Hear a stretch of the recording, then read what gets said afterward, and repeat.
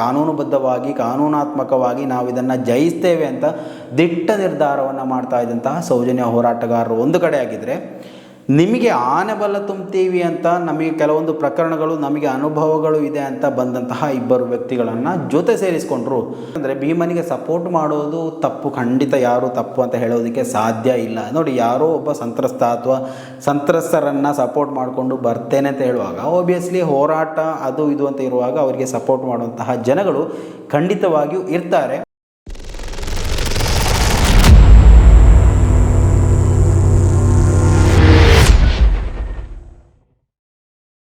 Hello hi, ಎಲ್ರಿಗೂ ನಮಸ್ಕಾರ. Welcome back to Janata agent. ಭೀಮಾ ಇವತ್ತು ಹಲವು ಹಳ್ಳದಾರಿಗಳನ್ನು ಹಿಡ್ಕೊಂಡು ಹೋಗ್ತಾ ಇದ್ದಾರೆ ಅನ್ನುವಂತಹ ವಿಚಾರಗಳು ಬರ್ತಾ ಇದೆ.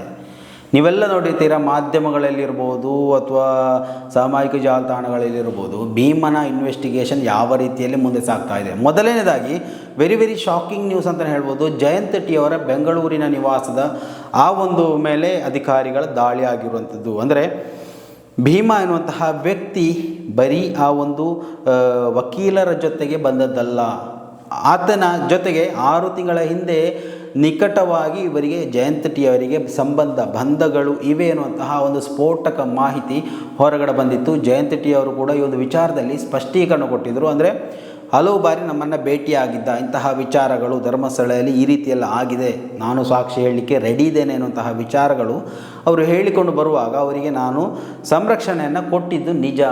ಅಲ್ಲಿಂದ ಬುರುಡೆ ತಗೊಂಡು ಸುಪ್ರೀಂ ಕೋರ್ಟನ್ನು ಸಮೀಪಿಸಲಿಕ್ಕೋಸ್ಕರ ದೆಹಲಿಗೆ ಹೋಗಿದ್ದು ನಿಜ ಅನ್ನುವಂತಹ ಮಾಹಿತಿಯನ್ನು ಕೊಟ್ಟಿದ್ದರು. ಸೊ ಇವೆಲ್ಲ ಬೆಳವಣಿಗೆಗಳು ನಡೀತಾ ಇದ್ದಾಗಲೇ ನೆನ್ನೆ ದಿವಸ ಹಳ್ಳಿಮನೆ ಎನ್ನುವಂತಹ ಹೋಟೆಲ್ಗೆ ಕೂಡ SIT ಅಧಿಕಾರಿಗಳು ಭೇಟಿ ಕೊಟ್ಟಿರುವಂಥದ್ದು. ಸೊ ಅಲ್ಲಿ ಕೆಲವೊಂದು ವಿಚಾರಗಳು ಹೊರಗಡೆ ಬಂತು. ಅಂದರೆ ಬರೀ ಜಯಂತ್ ಟಿ ಅವರಿಗೆ ಮಾತ್ರ ಅಲ್ಲ, ಗಿರೀಶ್ ಮಟ್ಟಣ್ಣವರ ಜೊತೆಗೂ ಕೂಡ ಸಂಭಾಷಣೆ, ಮಾತುಕತೆ, ಮೀಟಿಂಗ್ ನಡೆದಿತ್ತು.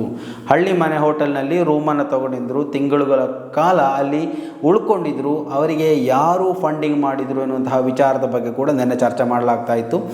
ಓಕೆ, ಓಬ್ವಿಯಸ್ಲಿ ಈ ಒಂದು ಚರ್ಚೆ, ವಿಚಾರಗಳು, ತನಿಖೆಗಳು ಮುಂದೆ ಸಾಗಬೇಕು ಅಂದರೆ ಈ ಒಂದು ವಿಚಾರದಲ್ಲಿ ಸಂಪೂರ್ಣವಾದಂತಹ ಮಾಹಿತಿ SIT ಖಂಡಿತವಾಗಿ ಕಲೆ ಹಾಕಲೇಬೇಕಿದೆ. ಇದು ಇವರು ಇವಾಗಲೆಲ್ಲ ಮಾಡಬೇಕಾಗಿದ್ದು, ಮೊದಲೇ ಮಾಡಬೇಕಿತ್ತು. ಭೀಮಾ ಬಂದಂತಹ ಸಂದರ್ಭದಲ್ಲಿ ಆತ ಹೇಳ್ತಾ ಇದ್ದಾನೆ 100 ಶವಗಳನ್ನು ಹುತ್ತು ಹಾಕಿದ್ದೇನೆ ಅಂತ ಹೇಳುವಾಗ ಆ ಒಂದು ಶವವನ್ನು ಅಗೆಯುವಂತಹ ಪ್ರಕ್ರಿಯೆ ಮಾಡುವುದಕ್ಕಿಂತಲೂ ಮೊದಲು ಆತನ ಬ್ಯಾಕ್ಗ್ರೌಂಡನ್ನು ತನಿಖೆ ಮಾಡಬೇಕಿತ್ತು. ಸೊ ಅದು ಏನೋ ಒಂದು ಎಡವಟ್ಟು ಅಂತ ಅನಿಸ್ಕೋತೀನಿ. ಏನೇ ಆಗಿರಲಿ, ಯಾಕಂತಂದರೆ ಭೀಮನಿಗೆ ಸಪೋರ್ಟ್ ಮಾಡೋದು ತಪ್ಪು, ಖಂಡಿತ ಯಾರೂ ತಪ್ಪು ಅಂತ ಹೇಳೋದಕ್ಕೆ ಸಾಧ್ಯ ಇಲ್ಲ. ನೋಡಿ, ಯಾರೋ ಒಬ್ಬ ಸಂತ್ರಸ್ತ ಅಥವಾ ಸಂತ್ರಸ್ತರನ್ನು ಸಪೋರ್ಟ್ ಮಾಡಿಕೊಂಡು ಬರ್ತೇನೆ ಅಂತ ಹೇಳುವಾಗ ಆಬ್ವಿಯಸ್ಲಿ ಹೋರಾಟ ಅದು ಇದು ಅಂತ ಇರುವಾಗ ಅವರಿಗೆ ಸಪೋರ್ಟ್ ಮಾಡುವಂತಹ ಜನಗಳು ಖಂಡಿತವಾಗಿಯೂ ಇರ್ತಾರೆ. ಮೇ ಬಿ ಆ ಒಂದು ಸ್ಟಾರ್ಟಿಂಗ್ ಟೈಮಲ್ಲಿ ಕಣ್ಣು ಮುಚ್ಚಿ ವಿಶ್ವಾಸಕ್ಕೆ ತೆಗೆದುಕೊಂಡಂತಹ ಇಬ್ಬರು ವ್ಯಕ್ತಿಗಳು ಅಂದರೆ ಸೌಜನ್ಯ ಹೋರಾಟಗಾರರು, ಒಂದು ಭೀಮಾ ಚೆನ್ನೈ ಇರಬೇಕು, ಇನ್ನೊಂದು ಸುಜಾತ ಭಟ್ಟಿ. ಈ 2 ವ್ಯಕ್ತಿಗಳನ್ನು ಕಣ್ಣು ಮುಚ್ಚಿ ಸೌಜನ್ಯ ಹೋರಾಟಗಾರರು ವಿಶ್ವಾಸಾರ್ಹತೆಗೆ ತೆಗೆದುಕೊಂಡ್ರು. ಇದು ಮೇ ಬಿ ತಪ್ಪೋ ಸರಿಯೋ ಅದೆಲ್ಲ ತನಿಖೆಯಿಂದ ಹೊರಗಡೆ ಬರಬೇಕು. ಯಾಕಂತಂದರೆ ತಪ್ಪಾಗಿದ್ದರೆ ಇದರಿಂದಾಗಿ ದುಷ್ಪರಿಣಾಮಗಳನ್ನು ಎದುರಿಸಬೇಕಾದದ್ದು ನಿಜವಾಗಿಯೂ ಸೌಜನ್ಯ ಹೋರಾಟಗಾರರು ಅವರಿಗೆ ಖಂಡಿತವಾಗಿಯೂ ಇದರಿಂದಾಗಿ ಡ್ಯಾಮೇಜ್ ಆಗೇ ಆಗುತ್ತೆ. ಯಾಕಂತ ಹೇಳಿದರೆ ಒಂದು ಒಳ್ಳೆ ರೀತಿಯಲ್ಲಿ ಹೋಗ್ತಾ ಇದ್ದಂತಹ ಒಂದು ಹೋರಾಟ, ಕಾನೂನುಬದ್ಧವಾಗಿ ಕಾನೂನಾತ್ಮಕವಾಗಿ ನಾವು ಇದನ್ನು ಜಯಿಸ್ತೇವೆ ಅಂತ ದಿಟ್ಟ ನಿರ್ಧಾರವನ್ನು ಮಾಡ್ತಾ ಇದ್ದಂತಹ ಸೌಜನ್ಯ ಹೋರಾಟಗಾರರು ಒಂದು ಕಡೆ ಆಗಿದ್ದರೆ, ನಿಮಗೆ ಆನೆ ಬಲ ತುಂಬ್ತೀವಿ ಅಂತ ನಮಗೆ ಕೆಲವೊಂದು ಪ್ರಕರಣಗಳು ನಮಗೆ ಅನುಭವಗಳು ಇದೆ ಅಂತ ಬಂದಂತಹ ಇಬ್ಬರು ವ್ಯಕ್ತಿಗಳನ್ನು ಜೊತೆ ಸೇರಿಸ್ಕೊಂಡ್ರು, ಅವರ ಜೊತೆ ಮಾಹಿತಿಯನ್ನು ತಗೊಂಡ್ರು. ಇವೆಲ್ಲವೂ ಮೇ ಬಿ ಸರಿಯಾಗಿದ್ದರೆ, ತನಿಖೆಯು ಸರಿಯಾದ ಮಾರ್ಗದಲ್ಲೇ ಹೋಗ್ತಾ ಇದ್ದರೆ, ಇದರಿಂದಾಗಿ ಲೋಪದೋಷಗಳು ಏನೂ ಇಲ್ಲ ಅಂತಿದ್ರೆ ಖಂಡಿತವಾಗಿ ಇದು ಸೌಜನ್ಯ ಹೋರಾಟಗಾರರಿಗೆ ದೊಡ್ಡ ಒಂದು ಜಯ ಕೂಡ ಆಗಲಿಕ್ಕಿದೆ.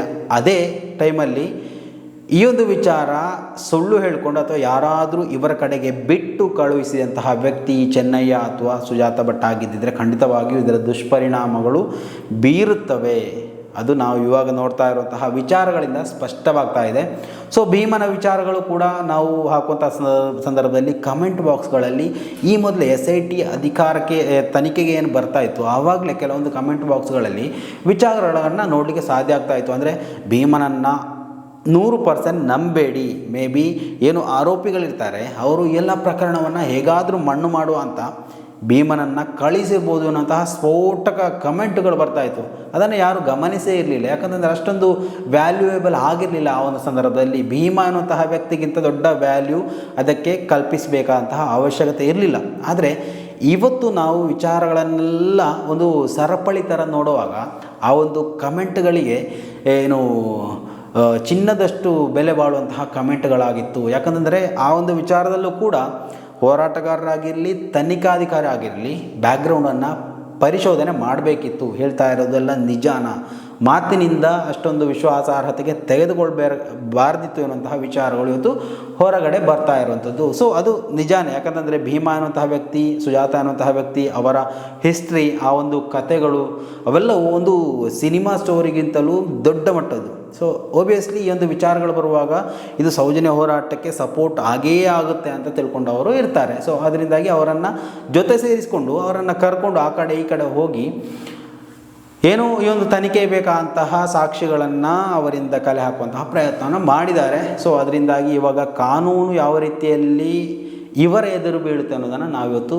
ಗಂಭೀರವಾಗಿ ನೋಡಬೇಕಾದಂತಹ ವಿಚಾರ. ಹೋಗಲಿ, ಇವಾಗ ಭೀಮ ಹೇಳ್ತಾ ಇರೋದು ಸತ್ಯಾನ ಸುಳ್ಳ ಎನ್ನುವಂತಹ ವಿಚಾರ ಅಲ್ಲ. ಭೀಮ 164 ಹೇಳಿಕೆಯಲ್ಲಿ ಏನನ್ನು ಕೊಟ್ಟಿದ್ದಾನೆ ಅನ್ನೋದು ಬಹಳಷ್ಟು ಪ್ರಾಮುಖ್ಯತೆಯನ್ನು ವಹಿಸುತ್ತೆ. ಯಾಕಂದರೆ ಭೀಮ ಅಲ್ಲಿ ಹೇಳಿದ್ದಾನೆ, ಇವತ್ತು ಸುಳ್ಳು ಹೇಳ್ತಾ ಇದ್ದಾನ, ಅಥವಾ ಇಲ್ಲಿ ಸತ್ಯ ಹೇಳಿ ಅಲ್ಲಿ ಸುಳ್ಳು ಹೇಳ್ತಾ ಇದ್ದಾನ, ಹೇಗೆ ಆದರೂ ಎಫೆಕ್ಟ್ ಆಗೋದು ಭೀಮನಿಗೆ, ಚೆನ್ನಯ್ಯ ಅನ್ನುವಂತಹ ವ್ಯಕ್ತಿಗೆ. 164 ಹೇಳಿಕೆ ಅಂದರೆ ಬಹಳಷ್ಟು ಮಹತ್ವ ಇರುವಂತಹ ಒಂದು ಹೇಳಿಕೆ. ಆ ಒಂದು ಹೇಳಿಕೆಯನ್ನು ಯಾವತ್ತೂ ಬದಲಿಸೋಕೆ ಆತನಿಂದ ಸಾಧ್ಯವಾಗಲೇಬಾರ್ದು, ಆಗೋದಿಲ್ಲ. ಬದಲಿಸಿದರೆ ಶಿಕ್ಷೆ ಕಟ್ಟಿಟ್ಟ ಬುತ್ತಿ. ತಾನು ಸುಳ್ಳು ಹೇಳ್ತಾ ಇದ್ದೇನೆ, ಮತ್ತು ಅದು ಪೊಲೀಸ್ ಅಧಿಕಾರಿಗಳು ತನಿಖೆ ಮಾಡುವಂಥ ಸಂದರ್ಭದಲ್ಲಿ ಏನು 183 ಹೇಳಿಕೆ ಕೊಡ್ತಾರೆ ಅಂತ ಹೇಳಿದರು. ಆ ಒಂದು ಹೇಳಿಕೆಯಲ್ಲೂ ಕೂಡ ಅದನ್ನು ಸ್ಪಷ್ಟವಾಗಿ ಚೆನ್ನಯ್ಯನಿಗೆ ಮನವರಿಕೆ ಮಾಡಿಕೊಳ್ಳಲಾಗುತ್ತೆ. ನೀನು ಹೇಳ್ತಾ ಇರೋದು ತಪ್ಪು ಅಂತಿದ್ರೆ ಒಪ್ಕೋ, ಕಾನೂನಾತ್ಮಕವಾಗಿ ಸಣ್ಣ ಶಿಕ್ಷೆಯಿಂದ ಪಾರಾಗ್ಬೋದು. ಇಲ್ಲ ಅದು ಓಕೆ ಕನ್ಫರ್ಮ್ ಅಂತ ಆತನ ಬಾಯಿಂದ ಹೇಳಿಸ್ಕೊಂಡು ವಿಡಿಯೋ ಚಿತ್ರೀಕರಣ ಕೂಡ ಮಾಡಿರ್ತಾರೆ. ಸೊ ಅದರಿಂದಾಗಿ ಎಫೆಕ್ಟ್ ಖಂಡಿತವಾಗಿ ಚೆನ್ನಯ್ಯನಿಗೆ ಆಗೇ ಆಗುತ್ತೆ. ಇದರಿಂದಾಗಿ ಸೌಜನ್ಯ ಹೋರಾಟಗಾರರಿಗೆ ಎಷ್ಟರ ಮಟ್ಟಿಗೆ ಎಫೆಕ್ಟ್ ಆಗ್ಬೋದು ಎನ್ನುವುದರ ಬಗ್ಗೆ ನಾವು ಇವತ್ತು ನೋಡಬೇಕಾಗಿದೆ. ಎಫೆಕ್ಟ್ ಆಗುವಂತಹ ಚಾನ್ಸಸ್ ಇಲ್ಲ. ಯಾಕಂತಂದರೆ ದೂರುದಾರ ಬರುವಂಥ ಸಂದರ್ಭದಲ್ಲಿ ಏನು ಆ ಒಂದು ಕಡೆ ಹೋರಾಟಗಳು ನಡೀತಾ ಇರ್ತಾರೆ, ಅವರು ಸಪೋರ್ಟ್ ಮಾಡೋದು ಅದು ಕಾಮನ್. ಅದು ವಿಶ್ವಾಸಾರ್ಹತೆಗೆ ತೆಗೆದುಕೊಂಡು ಇಲ್ಲದೆಯೋ ಕಣ್ಣು ಮುಚ್ಚಿಕೊಂಡು ಮಾಡಿಬಿಡ್ತಾರೆ. ಸೊ ಅದರಿಂದಾಗಿ ಏನಾದರೂ ಕಾನೂನು ಪ್ರಕ್ರಿಯೆಗಳಿದ್ದರೆ ಅದು ಸಣ್ಣ ಮಟ್ಟದಲ್ಲಿ ಆಗ್ಬೋದು, ದೊಡ್ಡ ತಪ್ಪು ಅಂತ ಹೇಳೋದಕ್ಕೆ ಸಾಧ್ಯ ಇಲ್ಲ. ಓಕೆ, ಈ ಒಂದು ಪ್ರಕರಣಗಳು ಹೀಗೆ ನಡೀತಾ ಇದೆ. ಏನು ಇವಾಗ ಪ್ರತಿಯೊಂದು ಸ್ಥಳಕ್ಕೂ ತಾನು ಎಲ್ಲ ಉಳ್ಕೊಂಡಿದ್ದೆ, ಎಲ್ಲಿಂದ ಈ ಒಂದು ಕತೆ ಆರಂಭ ಆಯಿತು, ಯಾರ ಜೊತೆಗೆಲ್ಲ ನಾನು ಮೀಟಿಂಗ್ ಮಾಡಿದ್ದೇನೆ, ಯಾರ ಜೊತೆಗೆ ಮಾತುಕತೆ ಮಾಡಿದ್ದೇನೆ, ಇವೆಲ್ಲವನ್ನು ಭೀಮ ಒಂದೊಂದಾಗಿ ಹೇಳ್ತಾ ಇದ್ದಾನೆ. ಮೇ ಬಿ ಯಾರು ನನ್ನ ಕಳಿಸ್ಕೊಟ್ಟಿರ್ಬೋದು ಅಂತ ಕೂಡ ಹೇಳುವಂತಹ ಚಾನ್ಸಸ್ ಇದೆ. ಓಕೆ, ಇವೆಲ್ಲವೂ ನಾವು ಒಂದು ವೀಕ್ಷಣೆಯಿಂದ ಎಲ್ಲವನ್ನು ಹೌದು ಅಂತ ಹೇಳೋದಕ್ಕೆ ಸಾಧ್ಯ ಇಲ್ಲ. ತನಿಖೆ ನಡೀಲಿ, ಕೆಲವೊಂದು ವಿಚಾರಗಳು ಹೊರಗಡೆ ಬರ್ತಾ ಇದೆ, ಅದು ಸತ್ಯವೋ ಸುಳ್ಳು ಅನ್ನೋದನ್ನು ಕೂಡ ನಾವು ಇವತ್ತು ಸ್ಪಷ್ಟ ಮಾಡೋದಕ್ಕೆ ಆಗೋದಿಲ್ಲ. ಏನು ನೀವು ವೀಕ್ಷಣೆ ಮಾಡ್ತಾ ಇರ್ತೀರ ಮಾಧ್ಯಮಗಳು ಅಥವಾ ಯೂಟ್ಯೂಬ್ ಚಾನಲ್ಗಳು, ಅವುಗಳು ಏನು ಇವಾಗ ಲೇಟೆಸ್ಟಾಗಿ ಅಪ್ಡೇಟ್ ಬರುತ್ತೆ ಅದನ್ನು ನಿಮ್ಮ ಮುಂದೆ ವಿವರಣೆ ಕೊಡುವಂತಹ ಪ್ರಯತ್ನವನ್ನು ಮಾಡುತ್ತೆ. ಸೊ ಅದರಿಂದಾಗಿ ಈ ಒಂದು ವಿಚಾರದಲ್ಲಿ ಸ್ಪಷ್ಟವಾಗಿ ಇದು ಹೀಗೆ ಆಯಿತು, SIT ಅಧಿಕಾರಿಗಳು ಇದನ್ನೇ ಮಾಡಿದರು ಅಂತ ಹೇಳೋದಕ್ಕೆ ಖಂಡಿತವಾಗಿ ಬರೋದಿಲ್ಲ. ಸೊ ಅದರಿಂದಾಗಿ ಭೀಮನ ಈ ಒಂದು ವಿಚಾರಗಳು, ಭೀಮನ ಈ ಒಂದು ವಿಚಾರಧಾರೆಗಳು ಎಷ್ಟರ ಮಟ್ಟಿಗೆ ಸೌಜನ್ಯ ಹೋರಾಟಕ್ಕೆ ಎಫೆಕ್ಟ್ ಆಗಲಿವೆ ಅನ್ನೋದನ್ನು ನಾವಿವತ್ತು ಗಮನದಲ್ಲಿಟ್ಟುಕೊಂಡು ಮುಂದಿನ ಆ ಒಂದು ದಿವಸಗಳನ್ನು ಎಣಿಸ್ತಾ ಹೋಗಬೇಕು.